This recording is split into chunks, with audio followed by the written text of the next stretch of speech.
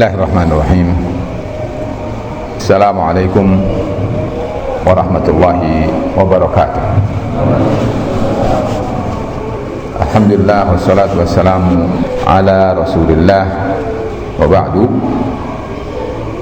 Jamaah salatul tarawih yang dirahmati Allah Subhanahu wa ta'ala, kembali saya akan sampaikan hadis terkait dengan takwa. Mudah-mudahan Allah menjadikan semua kita termasuk orang-orang yang bertakwa. Amin. Ada hadis diriwayatkan oleh Al-Imam Tirmidzi di dalam sunannya, juga Al-Imam Ahmad di dalam musnadnya, dari salah seorang sahabi bernama Abu Umamah Al-Bahili radhiyallahu anhu. Kata beliau, sami'tu Rasulullah sallallahu alaihi wasallam yakhutubu fi hajjatil wada'. Kata beliau, sahabi Umamah, Abu Umamah ini meriwayatkan kepada kita bahwa kata beliau, aku mendengar Rasulullah sallallahu alaihi wasallam berkhutbah pada saat haji wada', haji terakhir sebagaimana kita ketahui. Nah, dalam khutbah beliau, kata beliau, Rasul mengatakan begini, ittaqullaha rabbakum. Di dalam riwayat Al-Imam Ahmad menggunakan u'budu rabbakum. Tadi ittaqullaha rabbakum, ini u'budu rabbakum. Lanjut yang kedua, wasallu khamsakum wasumu syahrakum wa addu zakata amwalikum wa ati'u za amrikum tadkhulu jannata rabbikum. Kata Rasul, bertakwalah kalian kepada Allah Tuhan kalian yang telah menciptakan kalian, yang telah memberi kepada kalian hidup, yang mematikan kalian, yang menghidupkan kalian, yang memberi rezeki pada kalian. Wasallu khamsakum, salatlah 5 waktu dalam hari-hari kalian. Wasumu syahrakum, saum dalam 1 bulan di mana kalian wajib saum 1 bulan, yaitu syahrul Ramadan. Wa addu zakata amwalikum, tunaikanlah oleh kalian zakat harta kalian. Wa ati'u za amrikum, taatilah orang yang memiliki peran amir, penguasa atas kalian, maka tadkhulu jannata rabbikum, kalian akan masuk ke dalam surga Tuhan Allah. Kalau antum perhatikan, kita perhatikan, ada beberapa hal untuk seseorang bisa masuk surga. Pertama, takwa. Kedua, saum. Ketiga, salat atau salat duhur kemudian saum, kemudian zakat, dan mentaati ulil amri. Dan takwa atau ibadah dalam riwayat Imam Ahmad adalah salah satu penyebab seseorang masuk ke dalam surga. Jamaah sekalian, ini kesempatan untuk kita. Ternyata Ramadan ini adalah membuat kita, menggembleng kita, membiasakan kita untuk melakukan takwa kepada Allah. Kemarin sudah saya sampaikan bahwa takwa itu esensinya adalah 5 hal. Yang pertama adalah as-siyanah. Siyanah itu kalau dalam bahasa Indonesia biasanya dikenal dengan servis, perbaikan diri. Kedua, himayah. Himayah itu adalah menjaga diri sebelum terkena. Kalau orang sekarang menyebutnya adalah membentengi diri. Berikutnya adalah al-hifdzu. Hifdzu itu memelihara supaya diri kita ini tidak tersentuh oleh murka Allah. Keempat namanya hazar. Hazar itu waspada, hati-hati, jangan sampai terkena sebelum terjadi, kita waspada dan hati-hati. Dan yang kelima adalah al-khauf atau al-khasyah, takut kepada Allah. Nah, 5 ini menjadi inti dasar yang sangat pokok yang harus kita camkan baik-baik kalau kita mau memahami tentang makna takwa.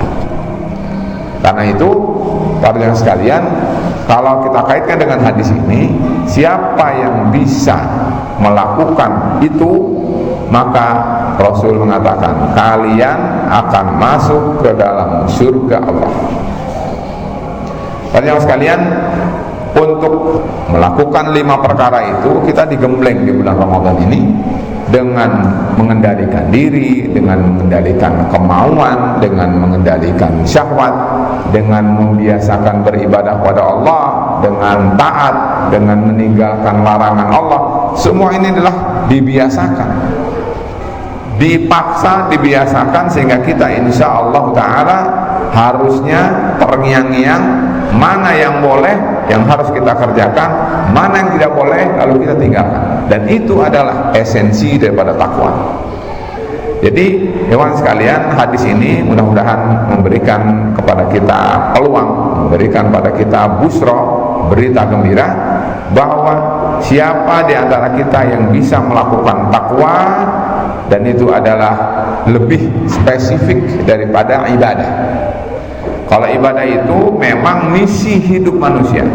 Allah berfirman, wa ma khalaqtul jinna wal insa illa liya'budun.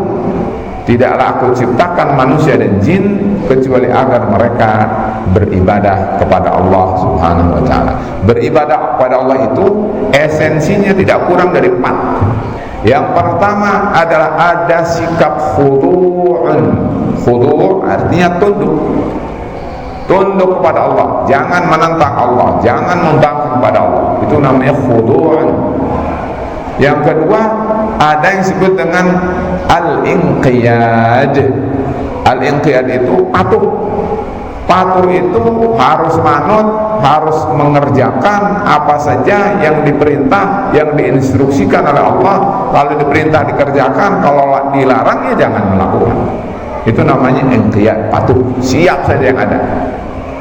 Berikutnya adalah yang disebut dengan at-ta'ah. At-ta'ah itu taat. Namanya taat ya tidak boleh maksiat. Dan yang terakhir, ibadah itu bermakna at-tadallul. At-tadallul itu adalah sikap diri di mana kita adalah hina di hadapan Allah Subhanahu wa ta'ala. Tidak boleh ada unsur sombong, tidak boleh ada unsur membangkang, tidak boleh ada unsur mengatakan bahwa aku lebih berhak, aku lebih. Semua itu adalah dilarang, karena kalau ada berarti tidak sama, tidak semakna, tidak searti dengan ibadah. Jadi para jemaah sekalian, ibadah itu 4. Sementara takwa 5. Tentu ada umum, ada khusus. Tetapi kalau mau dibahas, maka sesungguhnya ibadah itu adalah misi secara umum umat manusia.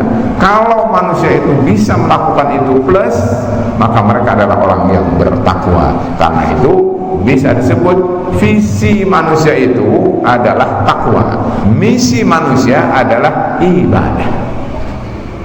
Jadi ibadah itu adalah aktivitasnya.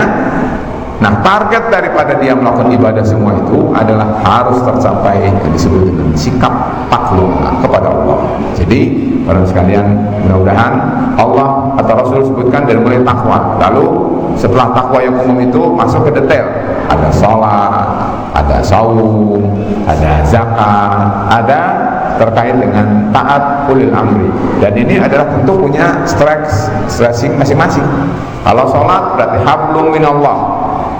Kalau saum berarti tadbir an-nafsi, dia mengendalikan diri, harus sabar, harus bisa memanage kemauan itu terhadap diri kita sendiri. Lalu kalau zakat itu urusan harta, kalau urusan imarah itu terkait dengan hidup bersama komunitas yang lain, sehingga kita diatur sehingga satu sama lain, sesama individu adalah rukun damai, bisa hidup berdampingan secara harmonis. Nah, para sekalian, takwa itu adalah mendasari. Sebab sesungguhnya kalau takwa itu sudah ada, maka makna-makna yang lain akan muncul dengan sendirinya. Dia adalah sudah merupakan bagian dari konsekuensi.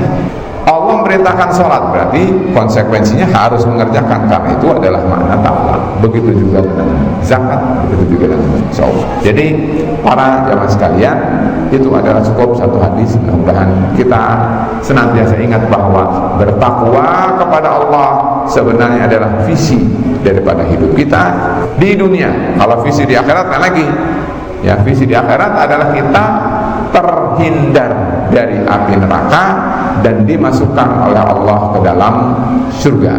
Allah berfirman, "Faman zuhziha 'anil nari wa udkhilal jannata faqad faz." Barang siapa yang Allah telah selamatkan dari api neraka, Allah masukkan ke dalam surga, maka orang itu telah menjadi orang yang sukses. Jadi visi muslim di dunia bagaimana menjadikan dia menjadi orang yang memiliki kepribadian bertakwa kepada Allah Subhanahu wa taala, dan ibadah adalah tentu jalannya. Dan di akhirat visi manusia adalah masuk ke dalam surga Allah dan tidak dimasukkan ke dalam api neraka oleh Allah Subhanahu wa taala. Para sekalian, mudah-mudahan semakin fokus hidup kita bahwa sesungguhnya takwa adalah semua latihan ini harus berujung kepada takwa seperti yang Allah firmankan, la'allakum tattaqun. Lalu kemudian di akhirat insyaallah mudah-mudahan kalau kita bertakwa, maka akhir perjalanan hidup kita adalah Allah masukkan ke dalam surga. Amin ya rabbal alamin. Wassalamualaikum warahmatullahi wabarakatuh.